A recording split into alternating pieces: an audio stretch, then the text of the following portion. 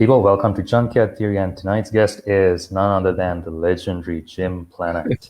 He is a gaffer who has over 40 years. Over 40, or is it like close to 50? It's over 50. It's over 50. Over 50 years of experience in the industry as a lighting technician slash gaffer. He's worked on films such as E.T., Young Frankenstein, and Braveheart. And tonight he is here to talk with us about his amazing career. Jim, thank you so much for joining us. Pleasure. Jim, could you kindly, walk me through your origin story? Like, how did you get into the field? I know your dad was also a gaffer. He's been in the industry since 1919. So could you give us a little bit of a backstory? You've been reading my biography. Hell yeah. Anyway, my father was a gaffer who started in 1919. He worked for 50 years. I wanted to make sure I worked longer than he did, and I have. But I learned a lot from my dad. When I used to visit sets when I was a little kid, I'd look at all the lights, and I asked him once, I said, "How do you know where to put all the lights?" Well, he said, "First you have to learn to look at light. And then when you have to recreate it on a sound stage, then you have an image in your head." It's the best advice I ever had. So now what I try to do is to make the lighting invisible so that it just helps tell the story without calling attention to itself.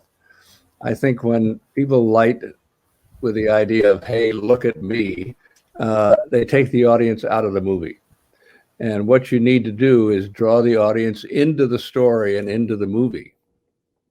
And so making it as unobtrusive as possible, but yet helping to tell the story, whether it's making it very contrasty because it's a serious drama, or whether you make it bright and sunny because it's a comedy. You help tell the story, the same as the costume designer or the music for the movie or the production design. It's all to help tell the story. You're all working together. And it's really important to remember how collaborative the movie business is, because you all have to be aiming in the same direction. The production designer has to design the sets with the idea that they have to be lit and photographed. I've actually worked with a couple of production designers who did not understand that. One of them designed a courtroom scene in a room without any windows. And it just was mind-boggling. I couldn't believe that he had done that. And I said, "How are we going to light a 9-page courtroom scene with all the lights inside the set? They need to be outside coming through windows." And, he got exasperated. And he said, "All right, I'll give you your windows." And I said, "You're not giving them to me. You're giving them to the director so that he can make this movie look correct." It was hard for me. He was a very experienced production designer, but he didn't understand collaboration. And that's the important thing. When the costume designer designs a bright white dress for a black actress, you go, "Wait a minute, this isn't going to work." And they have to keep all those things in mind. So it's wonderful to work together with the other departments and plan ahead. And then there's no big surprises when you arrive on a location or a set, because you're all on the same page. That's really important. When I started, we were using arcs, and they're wonderful lights, big and heavy, and they require a person to operate every single one. So if you had 10 arcs, you had at least 10 crew. But it was important because the gap between the carbons determined how bright the light was. And so if it changed during the shot, the brightness would change. So when they're necessary, they're essential, but no longer. The latitude now, the change is the latitude, both of the film and of HD. It's now so wide, it digs into the shadows and holds the highlights at the same time. So you don't need as much light. In the old days with cowboy hats, you'd have an arc for every actor in a cowboy hat to light under the brim of the cowboy hat. And you didn't see it because it still was 2 stops underexposed, but you could see their eyes and you could see their face. So it's gotten easier, but it's still the same challenge. I'm about to start a movie, and the DP just sent me a note because they're shooting in France right now. And he said the director changes things at the last minute. So you have to be prepared for that. Well, you do have to be prepared for that no matter who the director is, because the only thing you can count on in a movie is change. And you're all set, and they said, oh, no, I don't want the camera here. I want it over here. Oh, my gosh, you have to be ready. And I try to keep the lights out of the set so that if you change the angle, you don't see a light, So I assured him that we were fine, and we're shooting with a Sony Venice, which is 2500 ASA. And so you don't need much light. And as long as it looks real, and if we're on a location, it's all location work. Have the lights outside coming through the windows and shoot any angle you want, So I'm looking forward to that. In this idea of making light look real, I did a couple of movies with Sven Nykvist, and he told me that when he scouted with Ingmar Bergman, he would take stills on the locations. And sometimes the shutter speed was 1/4 of a second, but he got still. And then when he got there, he made it look like the still, but, with more light. And that's the idea, is to make it look real as possible. No, go ahead. So speaking of collaboration, how early on do you as a gaffer join the production? Well, it varies depending on how complicated it is. This little French thing I'm doing is only a week of prep, but that should be sufficient. If I feel it isn't sufficient, I tell them and make sure that I get sufficient prep time. A friend of mine, John Toll, was hired to do Legends of the Fall, and it was his second feature. And he asked the production, he said, how much prep do I have? They said 6 weeks. So he said, how much prep does a production designer have? And they said, well, 12 weeks. And he said, look, I'll come up 12 weeks ahead if you just pay my per diem for the first 6 weeks, but I want to be there when you pick the locations. And he won an Oscar for the movie. But it was so important for him to be there because they were building this big ranch house. And, which way was it going to face? North, east, west, whatever, south? And so he was there to say, this is where it needs to be.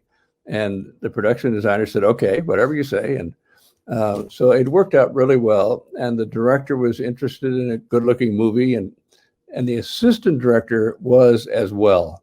So the way he did the schedule was, in the morning, we shot east. In the afternoon, we shot west. In the middle of the day, we shot inside the ranch house. And it worked out great, And John held a screening for the ASC, and when the lights came up, Haskell Wexler was sitting behind us, and he said, John, a whole movie in backlight, which it was, but the audience would never think about it. It looked wonderful, So, I really like the advice that your father gave you about, learn how to look at light. And, right. Where did you start, and how has your perspective on observing light changed throughout the years? Well, I started, I did a few days as a permit, which is when the union doesn't have anybody to send out, they send a non-union person, in 1957. And I worked on I Love Lucy, and I worked on some Westerns at Warner Brothers. And so I was just an electrician. I worked up on the scaffold, usually setting the lights that the gaffer would say, all right, point it over here. And so, but when I started on a movie or a TV show, I would ask the cameraman or the gaffer, may I go to dailies? I used to see dailies at lunch. And they always said, of course. And so I could see what we had done the day before and then see how it came out on the screen. So I knew what worked and what didn't work. I vividly remember in 1966 watching a gaffer with a foot candle meter take a reading on the right side, the middle, and the left side of a person's face, and he had 400-foot candles in all three positions. So I knew, no, that's not right. That's not the way you light. And so you learn what not to do and what to do. I watched new gaffers say, all right, put a baby right here. And then they'd light it and, okay, make it a 2K. And so I learned that when in doubt, go for the bigger light because you can always put a double in it, Of course, today it's so much different because everything's on a dial and you can change the color temperature. You don't need gels anymore. And you can change the intensity with just a dial. And but the whole idea is the same. It's just easier. I just finished a movie where we had LED screens out the windows of the set. 70% of the movie was shot on this set. And we shot the plates for the LED screens. And the thing is, you could look out the window and see people walking along the street or cars driving by, an actor across the street, the boyfriend of the woman living in the apartment. He reacted to her because we'd shot the plate that way. And so I had sky panels above the LED screens, and the cameraman shot everything at 4,400 degrees Kelvin. So I needed daylight and tungsten. But with a sky panel, it just make it daylight, make it tungsten. I mean, it's 10 seconds. And so the daylight lights, I had it at 5,600 at 100%. When we went to night, I changed them to 3,200 and I put them about 20%. And then I had a couple of lights down. The set was elevated 8 feet because it was supposed to be a 4th floor. So I had some lights below coming up like street lights or something. And if I'm able to show you stills, I can show you some stills from the past that you might enjoy. Yeah. I mean, if you could actually share those, I could put them up in the video afterwards. Okay. Yeah. Anyway, that worked really well. And again, this was Steven Soderbergh, so I knew that he wanted to be able to shoot in every direction inside. Yeah. So I didn't plan any lights inside at all. Did you go for like practical lights? Like, did you build them into the set? Well, see, this production designer is somebody that I've worked with before. He says I taught him everything about lighting, but when he designs a set, he thinks about that. So there were plenty of practicals all over the set, for me. And it was just wonderful. You don't have to, it's just great. And so that we knew we'd see the ceiling, but in the middle of the ceiling, I had 2 pieces that would go up and some muslin that would come down. And I put a sky panel through that at different color temperatures and different density. But the muslin just makes for a kind of ambient light, because there's a place in the movie where the woman yells, "Kimmy, turn out the lights," and all the lights go out. And so if you want to see anything but pitch black, you need a little bit of ambience. And muslin diffuses the light so much that you don't even notice. It just looks like ambience. And so that worked out really well as well. A movie that I've always been very interested about how you lit it was The Artist, because this is a black and white picture. And, which one?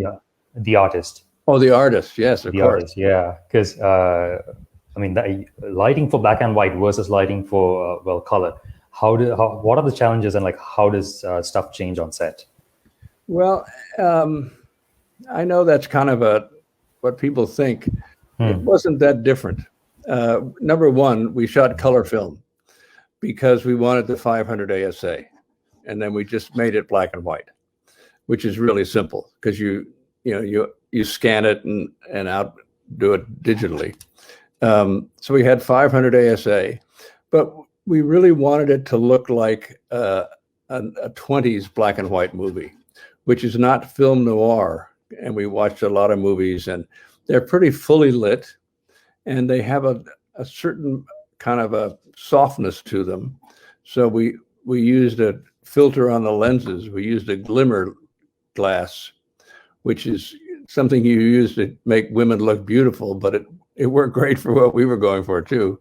And but it was much the same. That the difference in black and white is sometimes something that's gray we'll say the wall and the jacket, they'll be different colors, but in black and white, they'll both be gray. And so you have to be sure there's definition between the two. And that's why monitors are so helpful these days, because you can see right away whether you have a problem or not.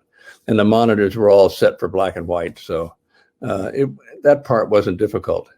I've done 3 black and white movies, and they've all been a lot of fun. It's really, the first one, of course, was Young Frankenstein, which was the only one that we did on black and white film, because Mel Brooks wanted to be sure that it was released in black and white, and he didn't trust the studios. So we shot on black and white film.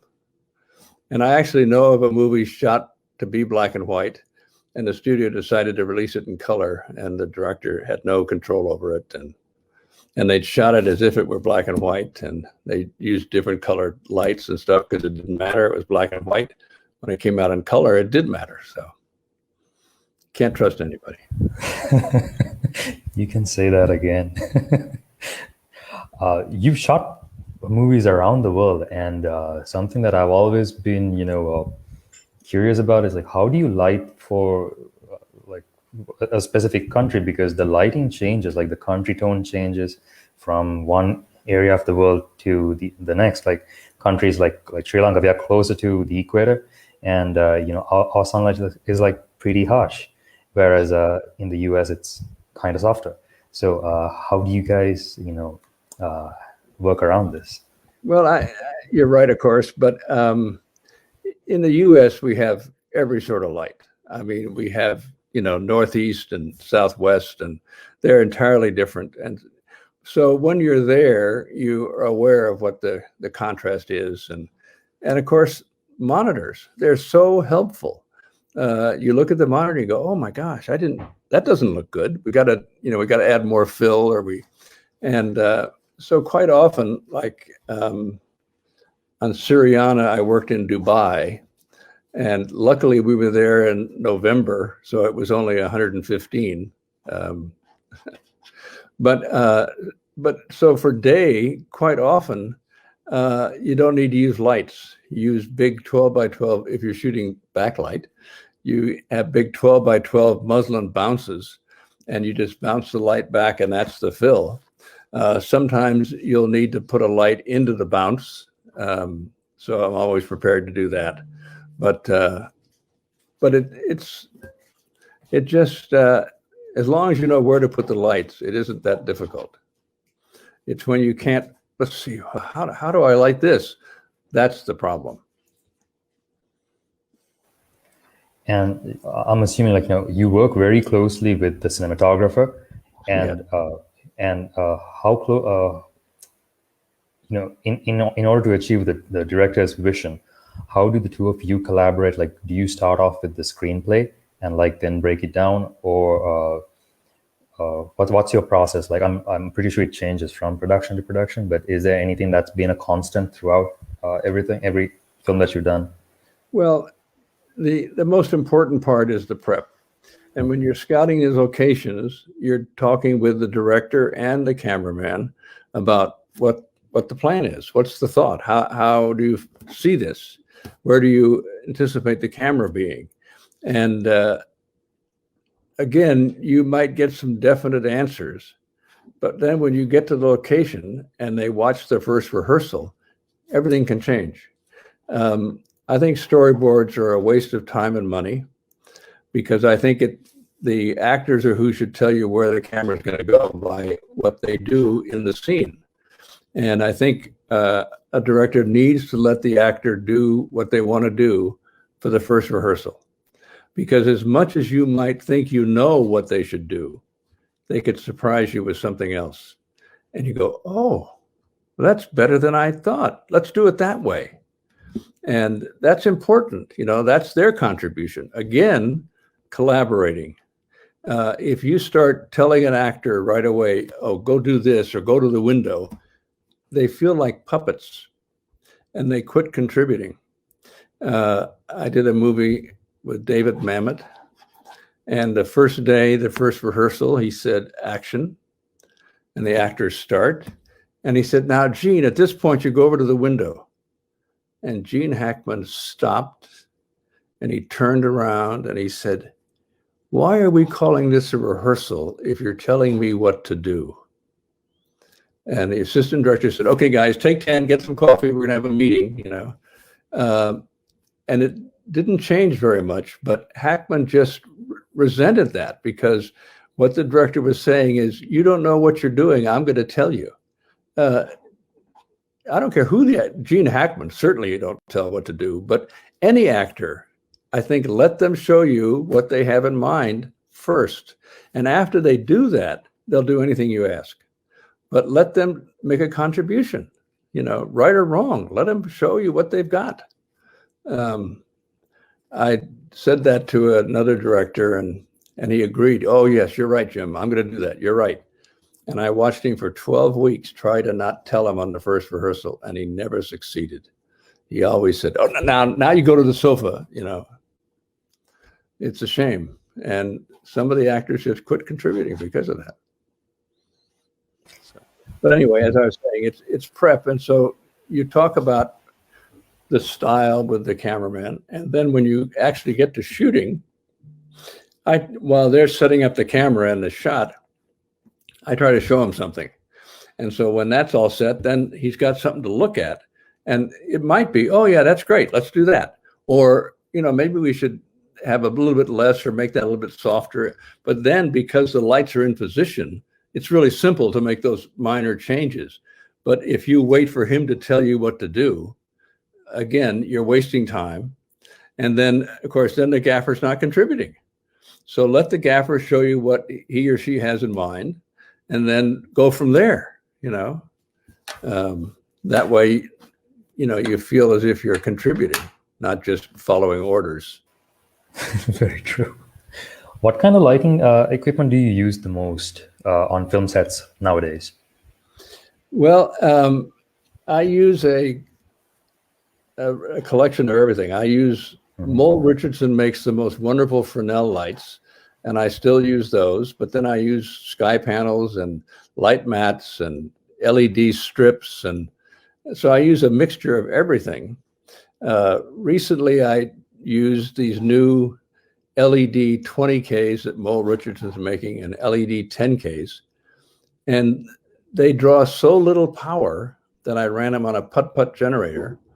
And we tested a 10K against a regular tungsten 10K, and the LED 10K was a little bit brighter than the old tungsten. And so, and you could actually plug it into the wall of a house. You know, that's how little amperage they pull. So they're really a huge improvement. I really enjoy that, but I use a little bit of both. Gotcha. And, you know, during the prep stage, you guys obviously have some sort of reference images, maybe like what you want the footage to look like once it's color graded and all that. So how often at all do you confer with the colorist, or if you do not, how do you make sure that you achieve that specific look? Because sometimes I guess, like, you know, the lighting, like not sometimes, like the lighting definitely does affect the color grade. So how does that process work out?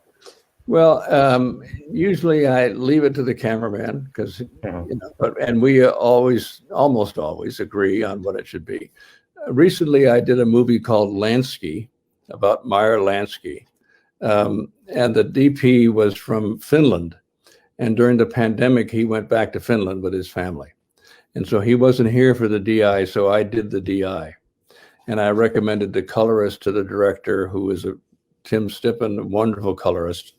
And so we did it together. And it's really important that somebody be there, either the cameraman or the gaffer, because the control in a DI is total.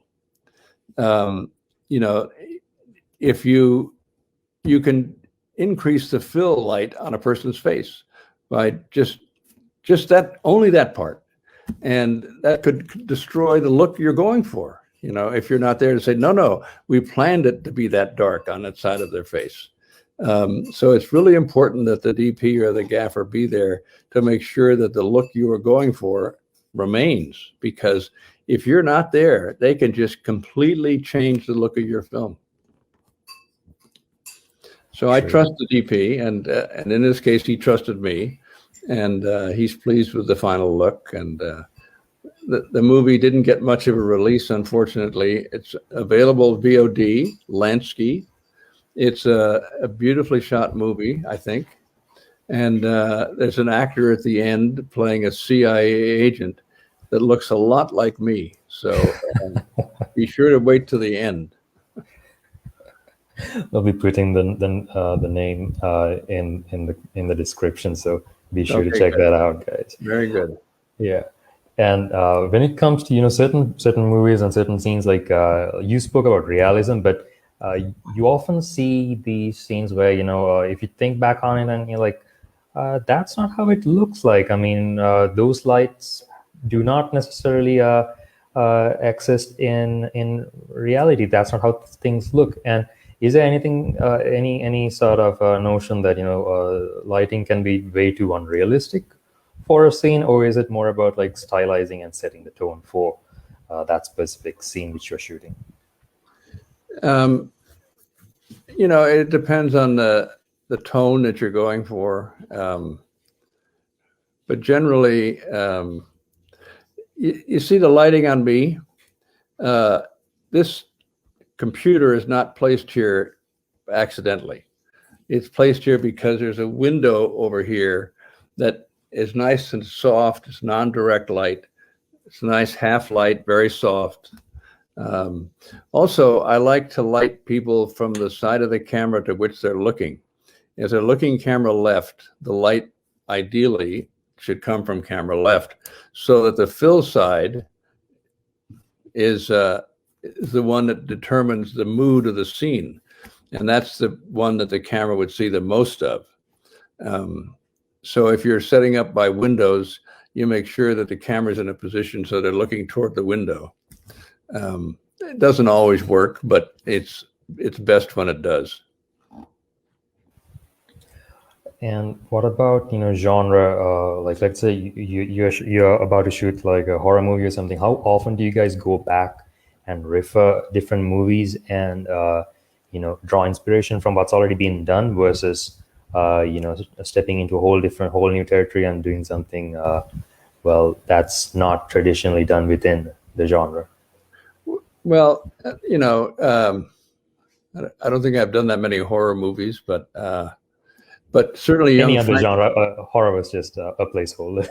Yeah, certainly Young Frankenstein. We took a look at the originals and we tried to make the new one look similar,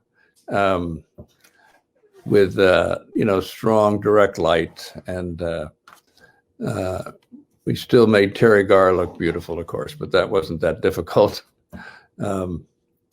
But sometimes you do get inspiration on the artist. We certainly looked at some old silent movies to get a feel for that look, and the artist was just such fun to do. The director would play music during every scene, so the actors would kind of get in the mood. And he was very specific about the music he played because there was no sound. And then at the end, he made CDs and gave one to everybody on the crew so they would have a memory of the movie, which was really sweet. And that was a wonderful experience.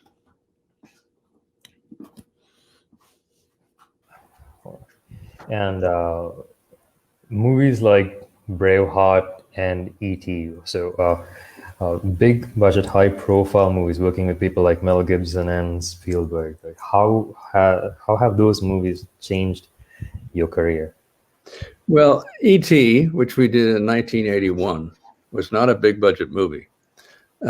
Steven Spielberg had signed the completion bond for the movie. So he was responsible for any overage.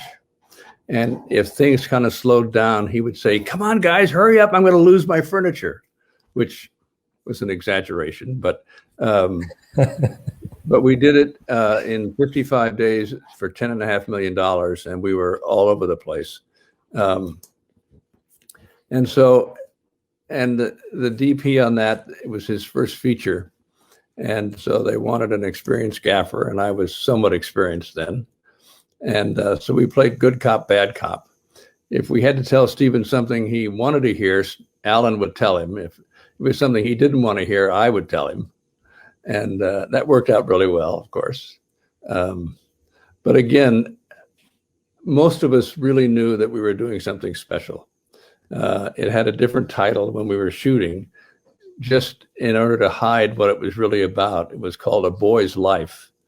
But we knew that's not the title, you know. We all had badges with our pictures on it because we didn't want anyone on the stage that shouldn't be there.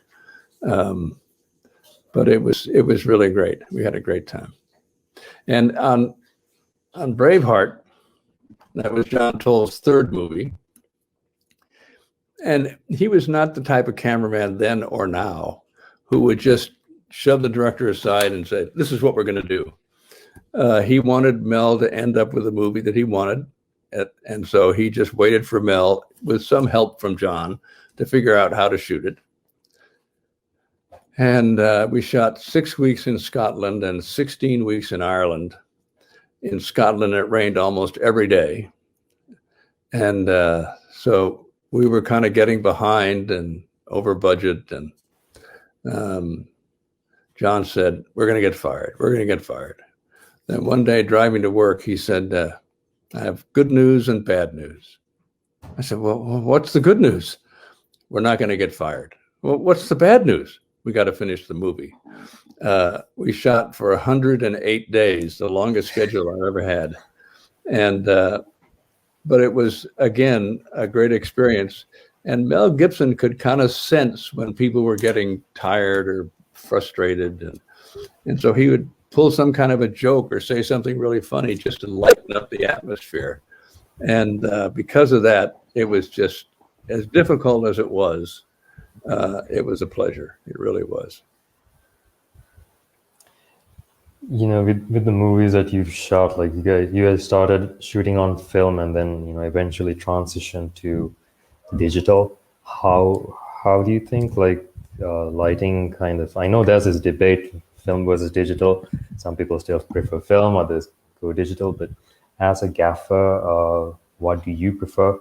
And you know, how do you think like lighting, where does it look best?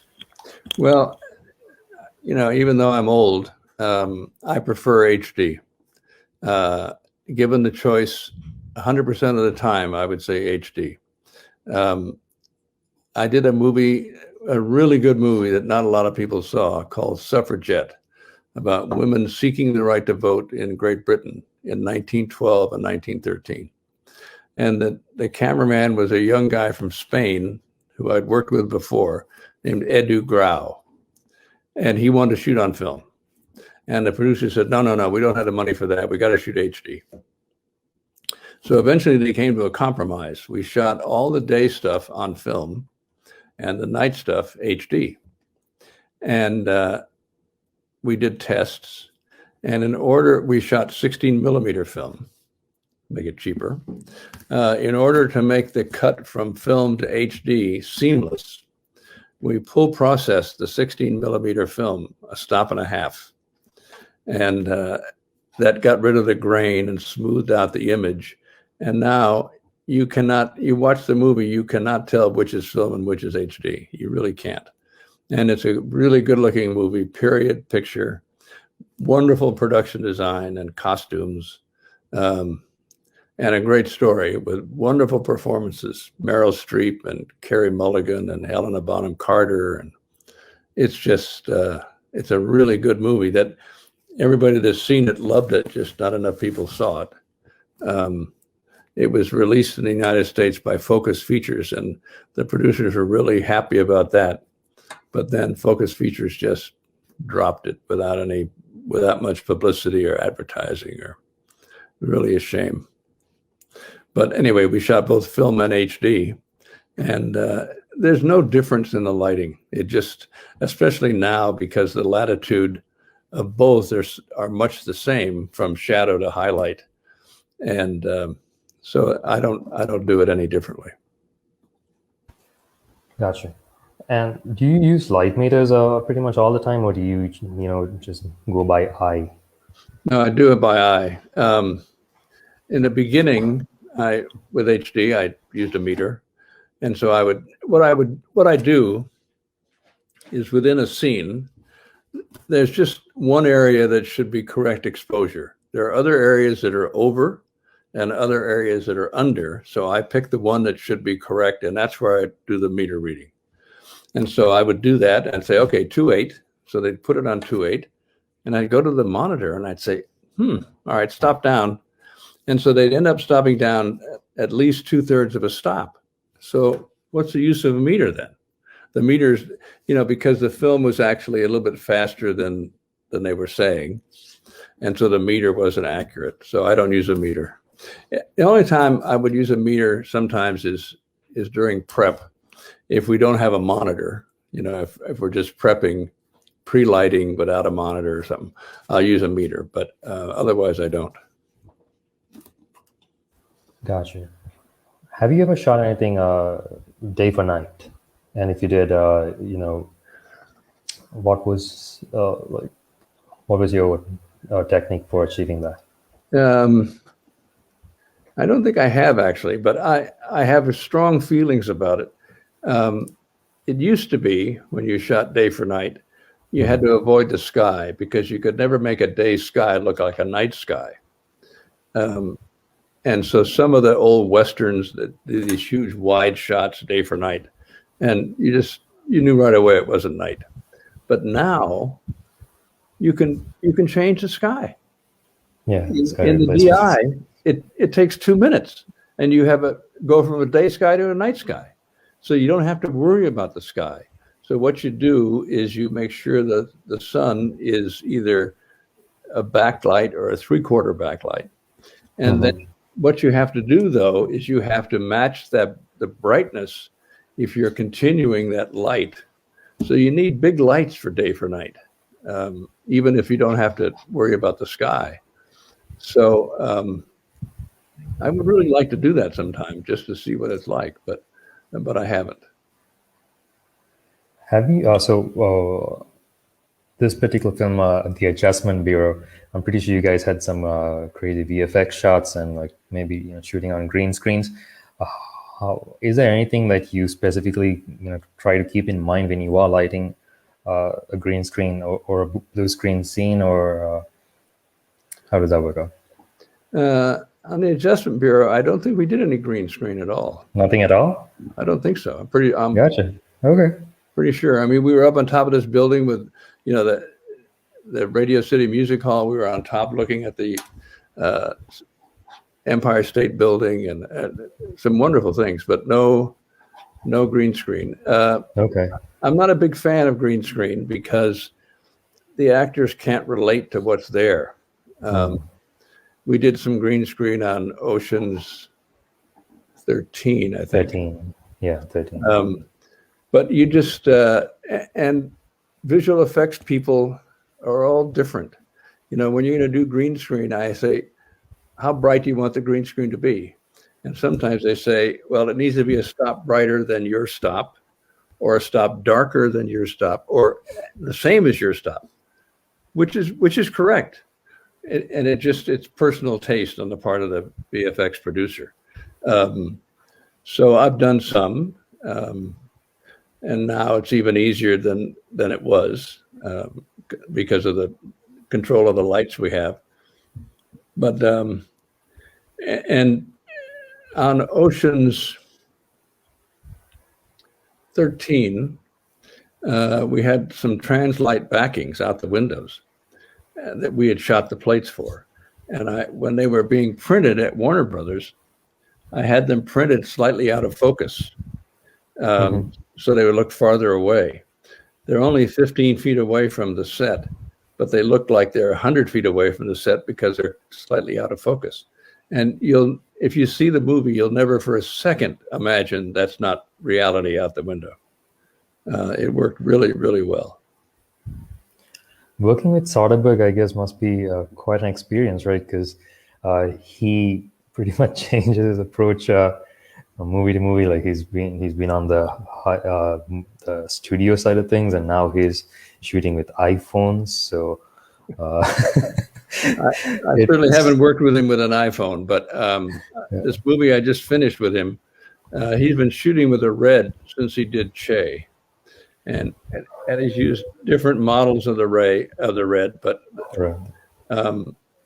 and you know, when we started together, it was on Traffic, and that was the first movie he was going to be the cameraman, director, operator as well. And so he was interviewing a lot of gaffers, I heard. And then I got a call to go in for an interview. And so we were talking about movies and lighting. And the production manager was there and the assistant director was there. And so then Stephen all of a sudden said, Jim, he said, do you have a style? And I had never thought of that before, but for some reason, it popped into my head. This friend of mine years before had taught a class at a place called the Sherwood Oaks Experimental College, and it was on lighting for low-budget movies. And the name of the class was Cinema Minima. And so I said to Stephen, yes, Cinema Minima. You're my guy, you know. And that's his style, is keep it simple, stupid. And so, you know, we wanted Traffic to look like a documentary. And so we kept the lighting to a minimum. And like in the scene, there's a big courtroom scene introducing Michael Douglas to the movie. And it had a wall of windows that faced north. It was perfect. So we didn't use any lighting at all. It was so real that we didn't have to. But in those days, you know, he took care of the camera and I took care of the lighting. And then after 6 movies, he learned everything. And then he started going to young gaffers so that he could tell what to do. When I met him in 2019, this is at Sundance, he was pretty excited for the Red phone, which I don't think they continued that model, but I think it was because he could, you know, possibly put it like in every nook and cranny, have no problems lighting it up, you know, scenes and all of that. But, yeah, I've seen all of his movies, and I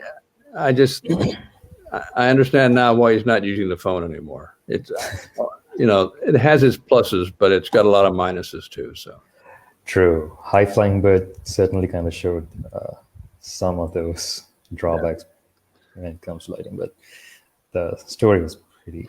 It's interesting. The way he works, like on this last movie, we'd come in and to the set, thinking about the day's work, and so he'd sit there and he'd look at the pages for the day and walk around a little bit, thinking, and then what we shot was only exactly what was going to be in the movie. It was no wide shot and then coverage. It was, we're going to do this angle and then we're going to do this angle, but totally only what was going to be in the movie. And it worked out. We averaged 8 hours a day. That's pretty low. Yes, that's right. Yeah. Some days they would say, okay, guys, that's a wrap. Have lunch and go home. And still, I mean, his production, like they happen like pretty fast. I guess it's the whole keep it simple, keep it stupid, and know what you want on screen before you go out there and like get it. Right.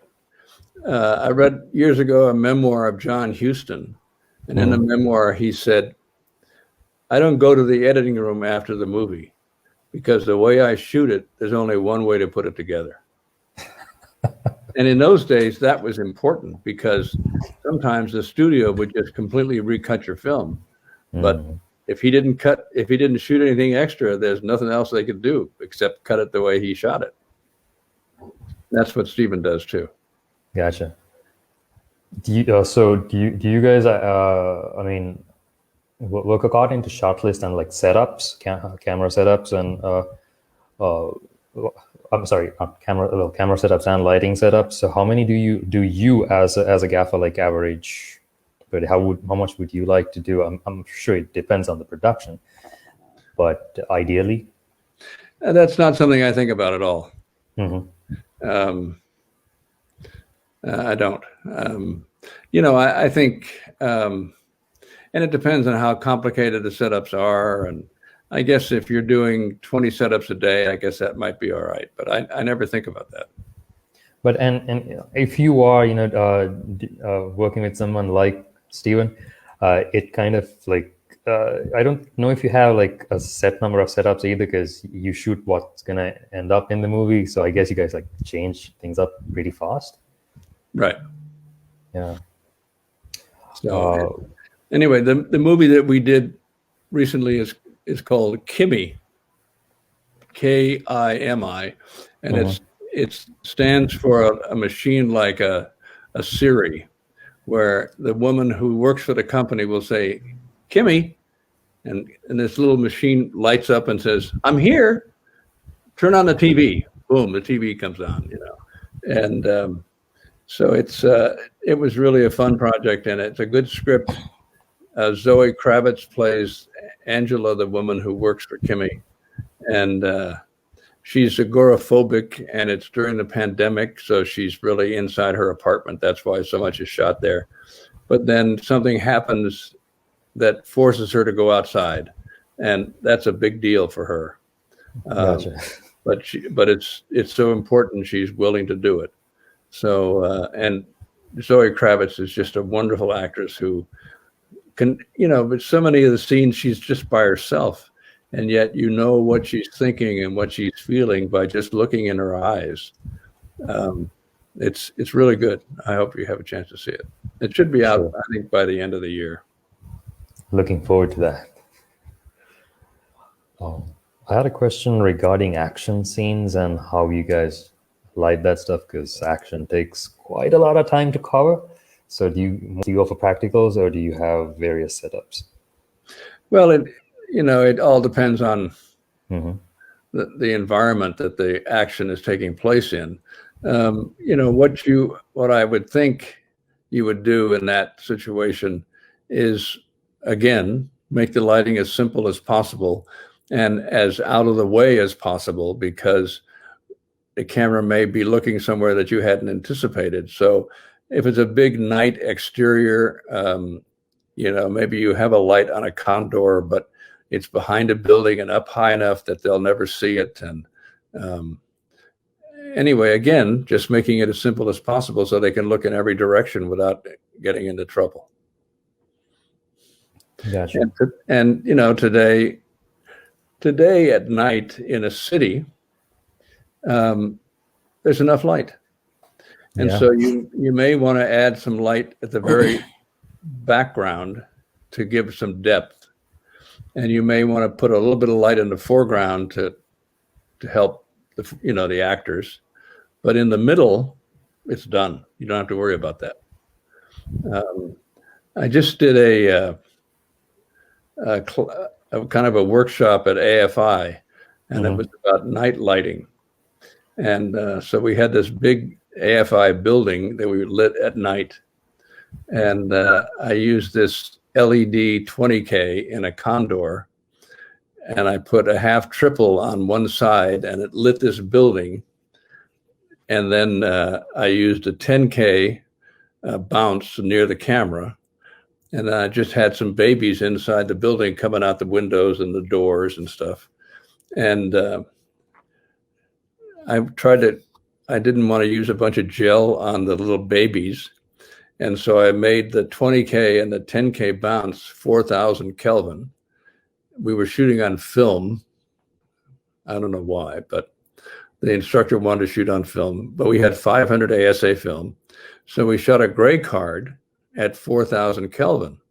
So in order to make it gray, they had to warm it up a little bit. And so that warmed up the lights that were inside the building without putting gel on them. And it worked out so well. It doesn't look lit, and yet you see the building, and you see that the light coming out of the building is probably stop brighter than the building light. It just looked real. It was really a great lesson for the students to learn, I think. We also shot after we did the film, we put the HD camera on the dolly and shot with that. We were able to. So the difference between 500 and 800 is only half a stop. So we just stopped down a half a stop and went from 2.3 to 2.8 and shot that. So I haven't seen the HD footage yet. I've seen the film footage, but it looked really good. Amazing. What about a situation where the production doesn't necessarily have the budget to acquire all the lights that you need for a scene? In a case like this, how do you work around that? Like, do you guys like maybe use water or like various other reflective surfaces? How do you pull this off? Luckily and truthfully, I've never been there. I've never had, but usually I order fewer lights than they anticipate. So I don't have any problem with that. A little quick story. 30 years ago, hard to believe, I got a call from a production manager, and he said, I'm doing a movie in Chicago with Stephen Poster, and he wants you to be the gaffer, but this isn't your kind of movie. I said, well, I'm sorry, what do you mean? He said, we're low budget, we don't have money for Musco lights. And I said, I could do low budget. Anyway, I got the job. And on our first location scout, we're in this house overlooking Lake Michigan. And in the script, the curtains open, revealing Lake Michigan. So they showed us that. And I'm sitting there thinking, boy, ideally it would be hard gels on the windows so it's not quite so bright out there. But those are expensive. And this production manager turned around and he said, hard gels are in the budget. I said, good. Okay, great. Then we went outside and the director said, okay, it's the night shot. They pull up to the house and then they drive off at night. So I'm thinking, oh my gosh, we need a condor down there. We need a condor down there. We need an extra generator. We need 2 extra men. Oh, what am I going to do? And the production manager turned around. He said, 2 condors, an extra generator, 2 extra men. They're in the budget.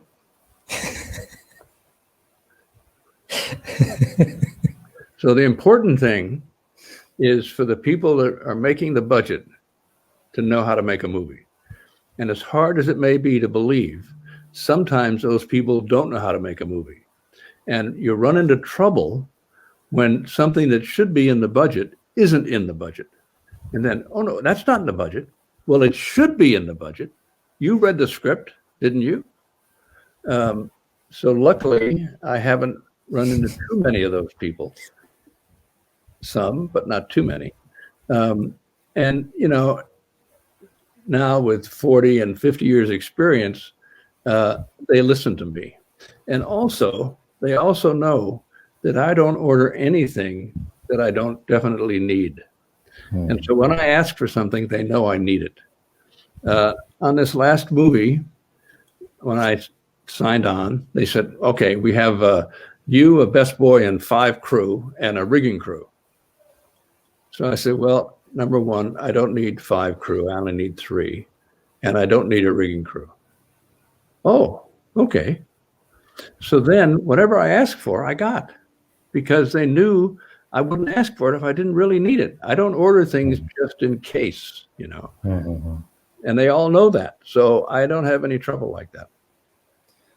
So does that come with experience? I'm pretty sure it does come with experience, but at the same time, prep, and also I assume you go, you check the locations out and then kind of like think about like what would you actually need versus I think it's like, again, the bare minimum, cinema minima, right?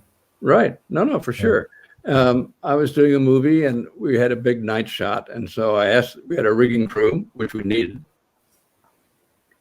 and I asked for a 60-foot condor for the night shot. So when we got there was an 80-foot condor. I said, I ordered a 60. Why is there an 80? Well, just in case. I said, no. If I want a 60, that's what I want. Nothing just in case. Well, he said, this is a $50 million movie. I said, pretend it's a $5 million movie. if you have all the equipment in the world, anybody could do it. The challenge is doing it without everything. Um, it's really important. So even as a gaffer, you are essentially solving problems from day one, right? But that's the fun. Exactly. No, for sure. Yeah. Otherwise, I wouldn't be doing it still. I mean, I can retire. Nothing. It's easy, but I don't want to. Because it's still fun. I'm still encountering things I haven't encountered before, and problems that I have to solve that I haven't solved before. And like this LED screens, I'd never done that before. And so, boy, this was great. And it worked out fine. So it's always nice to hear like pretty much every single guest that I've had on board talks about approaching a film, any project that they do with pretty much like a blank slate, and they look forward to learning while they're doing something, while they're on the project. absolutely. And I guess that's kind of like what goes into creating something that's truly world class. Right. No, that's for sure. But and it's not just the gaffer that learns, but even directors learn on the job. And but again, that's the challenge, and that's the fun. It's kind of like chess in a way, right? I mean, like you figure out like what the how do you solve this particular problem? You're stuck somewhere. How do you get out of it with the pieces that you have? And probably when you start off solving problems, you had to make so many moves, but then as you go on and gain more experience, like the number of moves you make kind of like reduce, I guess. Right. And as far as this equipment thing goes, again, I don't know anything I don't need, but I've been going to the same place to get equipment for 30 years, and they are so helpful in if the producer calls and says, I'm sorry, we just don't have this much money, they lower the rate. They do whatever they can to make me and the producer happy, which is just a wonderful thing. And so it's also no trepidation when I send in this list. I know it's going to work, and that's the way the business works. So for how long have you been working with these guys? Well, they started. It's called MBS, and they started in 2013. But they started by buying out the guy that I was getting equipment from for the last 20 years. So it's been 28, 30 years since I've been using this particular place, and I know so many of the people there, and one of the important things is they maintain their equipment. So when you get it, it works, and that you think, oh, of course it does. That's not always the case. Some of these places don't spend any money on maintenance, and so then they send out equipment that needs to be repaired. And wait a minute, and I don't have any extras, so I need all of it to work, So. Gotcha. Shout out to MBS. There you go. Exactly. Yeah. And what about discipline on set? So as a gaffer and with the people you work, the crew, are there any specific like rules or anything that you kind of like get them to adhere to?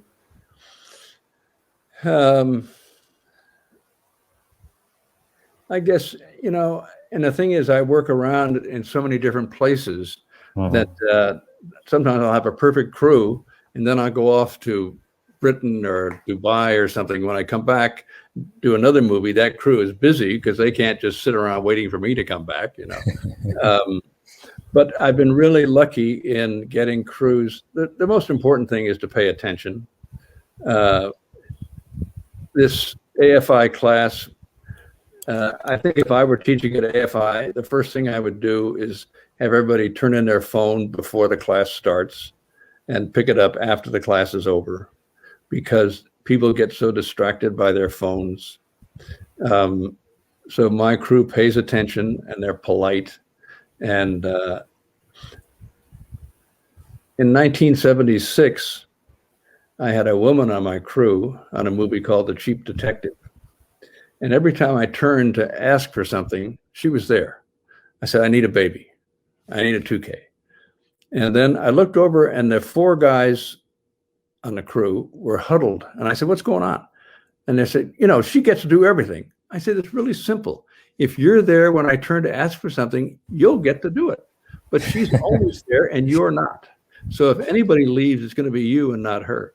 But it's with, you know, with people starting out, they try harder to prove that they're worthy of the job. And that was what she was doing. And she was, you know, smart, and she paid attention, and she listened, and she followed instructions.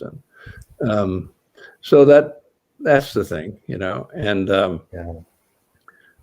years ago, I was working for a gaffer named Joe Odessa, and he was a really, really sharp guy. And I was his best boy, and he would say, all right, I need a 5K here and a 5K here. And that's so I'd get that done. And then he'd go and he'd start lighting in the back of the set to get to the front. And then, all right, then the 5K was there. And so I realized that's what you should do. You just start in the back and work to the front. And you balance to what you've done in the back, you know, all the way to the front. And again, it's not that he told me that, but I watched him, and that's the way he did it. And it worked really well. And that's what you do. You know, you start lighting with the lights outside coming to the window, and then you start with the fill light inside or the ambient light. Maybe you're bouncing off a white ceiling or something just for ambience. But again, it's trying to make it look as real as possible. Gotcha. Before you wrap up, Jim, any words for young gaffers starting out, young filmmakers, if any case? Well, I think the way I learned was to pay attention, watch what's being done. And I always, before I was a gaffer, I would ask questions, you know, like, why are you doing that? And I never had anybody refuse to answer me. I mean, you have to pick your time. You can't, you know, if the gaffer is really busy, don't ask him any questions. But then when there's a moment of peace, say, you know, I was wondering why you did this. And then he'd say, well, because of this and this and this. Oh, or if he doesn't have an answer, that tells you something too. But the thing is, when you're starting out, just pay attention, watch what's going on. Of course, we don't have dailies anymore, but you can look at the monitor. You know, once the scene is lit, you can, you know, don't shove anybody aside, but kind of look over somebody's shoulder and see the monitor and see what it looks like. And does it look good or not? And if it's not, then you know what not to do. And if it looks good, then you know what to do. But it's just, those are dailies, but they're instant dailies. That's another reason I like HD, is because that's the image. And you sleep much better at night knowing that you've got it right and not having to wait till the next day to, oh, that didn't quite work. Oh, no, you know. 100%. Jim, thank you so much for joining. Let's do this again sometime, hopefully. But, well, thank you so much for taking I really enjoyed it. Thank Likewise. you. Thank you so much. And until next time, this is Junkyard Theory, folks. Okay.